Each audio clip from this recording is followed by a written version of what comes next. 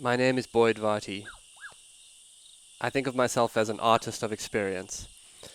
My passion is to create transformational experiences for myself and others as a way to explore what it means to truly live. My central exploration is to live on what I would call the track of your life. To me, this is to live courageously towards the discovery of what you are called to and to what life asks of you. So much of how I live has been informed by my passion as an animal tracker. I'm following the trail of my own life and reporting back. This show is a daily broadcast from a treehouse on the Londolozi Game Reserve in the wild eastern part of South Africa. Londolozi is a 14,000 hectare wilderness reserve adjacent to the Kruger National Park. The land is home to lion, leopard, rhino, elephant and buffalo, as well as a variety of other animals. I am your host, Varty.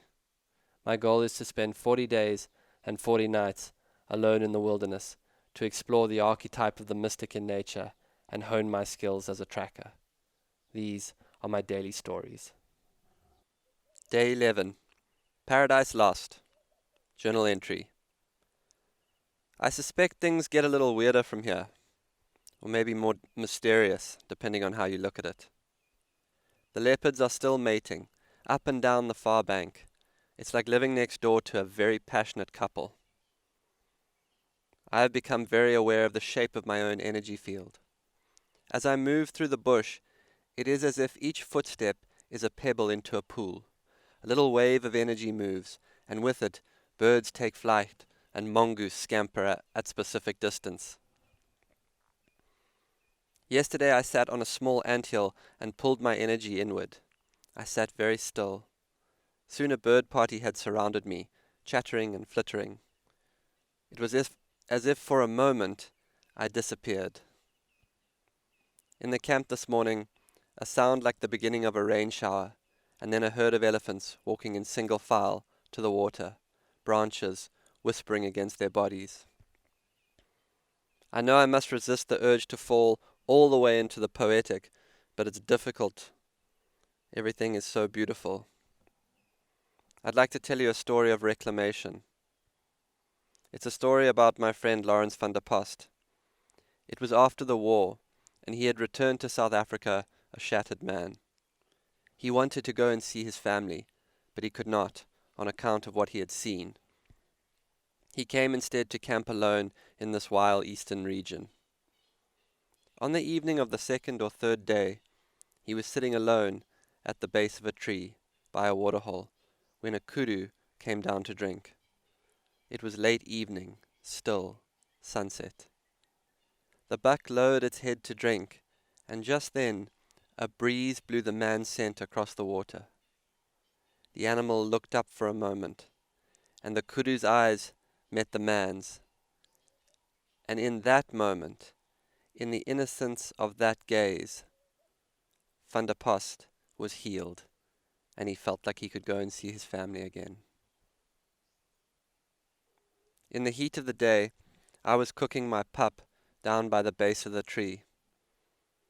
2 dish towels, a red one and a blue one, were drying on a branch. For a moment, in the rain-washed air, the color and the shape of them in the tree took me into a state of absolute clarity. It was like a dish towel satori. The whole world was perfect. This was my camp. This was God's plan. I was exactly where I was meant to be. Exactly, without a doubt. When was the last time you had that feeling? And I understand this might not translate, so let me try and explain it like this. I grew up in a Shangaan village attached to a safari camp. I have deep memories from that time. Memories of reed mats being woven, and dirt being swept clean by a handmade broom made of brush. Washing hanging on lines, and foaming plastic containers full of laundry. I remember shoes drying on reed walls, people walking around with big 2-liter bottles of Fanta grape. I remember soccer games on dirt clearings. I remember for some reason that the referee's name was Coke, and no one ever really listened to him. I recall being grabbed by the arm and flung onto someone's back and then tied tight with a towel.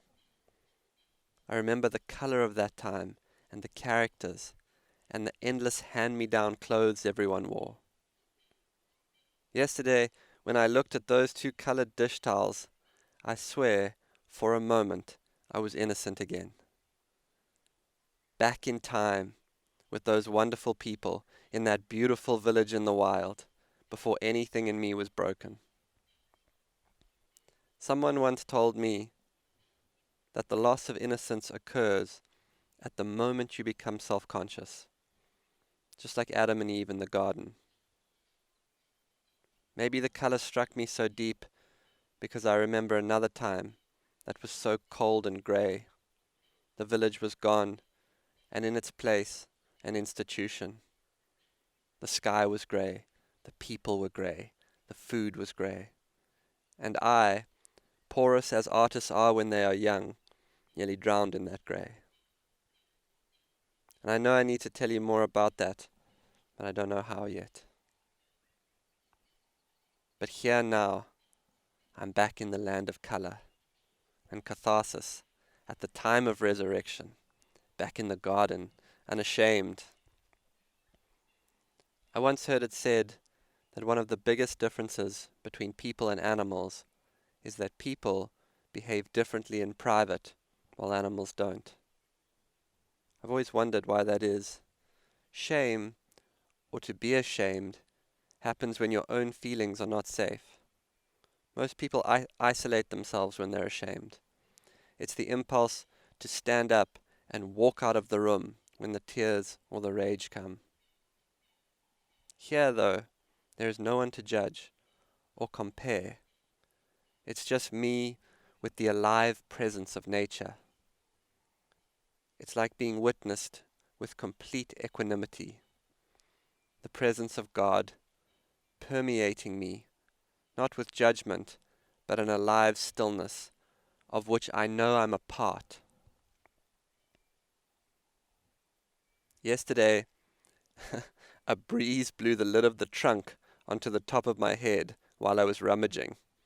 It clunked me pretty hard, and for a moment I went into rage. It passed incredibly fast, just a clean burst of release. And I realized that for anger to really hang around, it often needs company. Clean anger seems to come, it restores boundaries, it helps release, and it's gone. Dirty anger is like an outward expression of anger you maintain so that other people will know you're angry. Let me try and say what I'm trying to say like this. Where your attention goes, your life goes. Over the last 11 days, I have been returning my attention back to nature.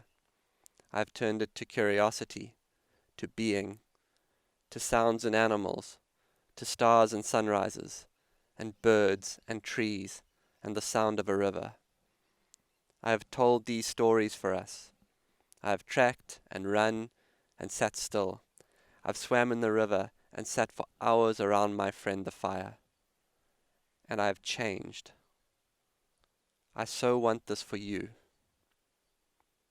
I want us all to be well again in this way, attuned in some ways to this unfathomable aliveness, to this relational field of connection, to the felt presence of something great unfolding, to the way a wild place generates a unique day without any effort. Not once during the last 11 days has there been a moment of boredom. I'm alone all the time. Something is always happening. When we wake up in our lives, what do we wake up out of? Often a limitation is a deeply held belief about how it has to be. A great challenge then is to discover your own limitations in belief. I think that's what someone who inspires us does. They move the dial on what's possible. They change, in some ways, what we believe. People attune to new possibilities. 4-minute miles become the norm. 11 days ago, I didn't know I could feel this alive. What does that mean for all of us? A collective limit reset of what life could be. And I should be clear here, I have no judgment of anyone's life. I just dispatch from this new awareness inside myself. And I guess I'm afraid. I'm afraid that unless we do the work of reimagining the possibility of life, we will keep teaching the children to want the wrong things. Last year, over 1 million people committed suicide in the USA. The wellness industry will boom, and I am certain we will buy more supplements. We will come up with systems that help you hack eating with an app that says eat less. We will add more adaptogens to our green juice. We will buy a machine that makes us cold. We will find a way to sell a sick-spirited people a way to feel better. But what we are looking for, to me, does not need that much gadgetry. Tonight, I want you to turn off all the lights and light a fire. Ask yourself, when did I feel most alive? When did I last know I was exactly where I was meant to be? How do I find the limit and go beyond it? Now, I must go and find a kudu to gaze at. 4-0, out. This has been another episode of the Track Your Life podcast with Boyd Varty. Follow us on Instagram at Boyd_Varty, Twitter at Boyd Varty. Visit Boyd's website at boydvarty.com or subscribe to this podcast in your favorite podcast player. Please rate and review this podcast so that more people can find and enjoy it.